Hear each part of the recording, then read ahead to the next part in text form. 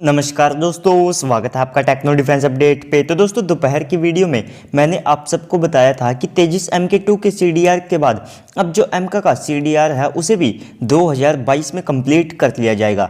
लेकिन आज DRDO ने एक और बड़ा टेस्ट किया है जिसमें हमारे रुस्तम 2 UCAV का जो टेस्ट है उसे कंडक्ट किया गया है, जिसमें रुस्तम 2 का ऑटो टेक ऑफ और साथ में ऑटो लैंडिंग को, और DRDO ने यहाँ पर ये जो टेस्ट है ये अमेरिकन GPS सिस्टम को इग्नोर करते हुए खुद के जो गगन सेटकॉम सैटेलाइट सिस्टम है उससे कंडक्ट किया है। जबकि दोस्तों, जो ज़्यादातर देश है जिसमें USA के दुश्मन भी शामिल है वे अमेरिकन जो GPS सिस्टम है उसका ही इस्तेमाल करते हैं अपने ड्रोन्स को कंट्रोल या फिर फ्लाई करने में।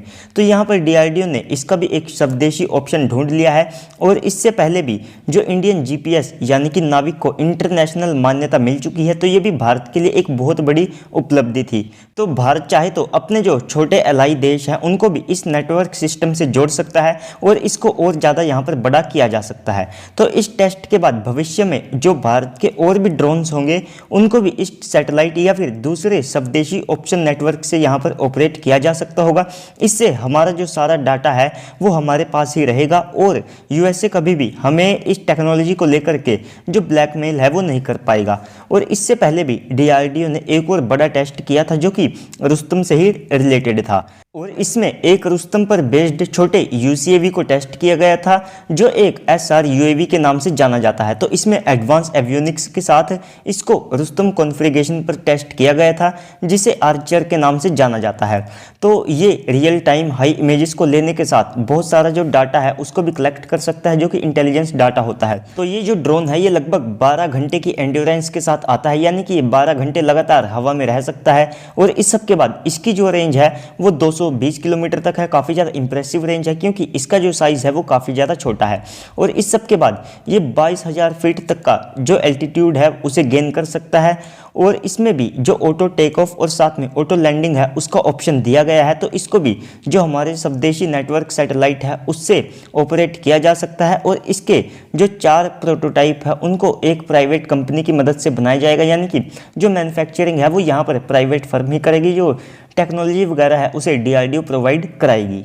और इसमें जो संत मिसाइल है उसका भी इस्तेमाल किया जा सकता है, साथ में जो हेलिना मिसाइल है उसका भी इसमें यूज़ किया जा सकता है, जिससे ये छोटे कॉन्फ्लिक्ट में दुश्मन के जो एसेट्स होते हैं उनको डिस्ट्रॉय कर सकता है।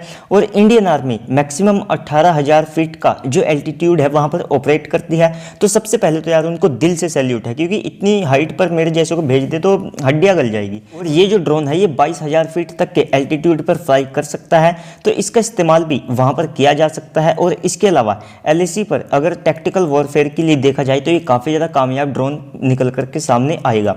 और इसके बाद आर्मेनिया अजरबैजान वॉर में जो ड्रोन थे जो कि टर्किश TB2 ड्रोन थे, तो उन्होंने काफ़ी ज़्यादा अहम भूमिका निभाई थी। और इस सब के बाद जो यूक्रेन है वो भी अब टर्की से जो ड्रोन्स है उनको ले चुका है। तो ऐसे में भारत भी एक टाइम पर ड्रोन की टेक्नोलॉजी में एक तरह से जीरो था, लेकिन अब भारत के बहुत सारे जो प्रोजेक्ट है उनका आधा काम कंप्लीट हो चुका है।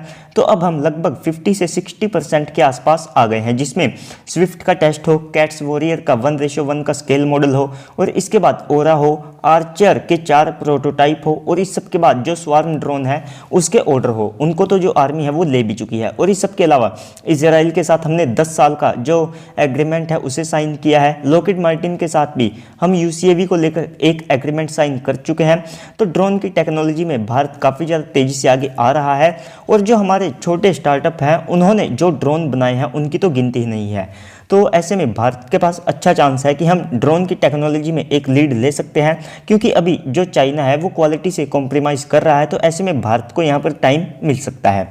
तो दोस्तों, आपका इस वीडियो पर क्या कहना है? साथ में वीडियो को लाइक भी कर दीजिएगा, चैनल को भी सब्सक्राइब कर दीजिएगा, ताकि आपको ऐसी ही डिफेंस से रिलेटेड जितनी भी वीडियोस है वे मिलती रहे। तो चलिए दोस्तों, आज की इस वीडियो में इतना ही। मिलते हैं अगली वीडियो में, तब तक के लिए गुड बाय, जय हिंद।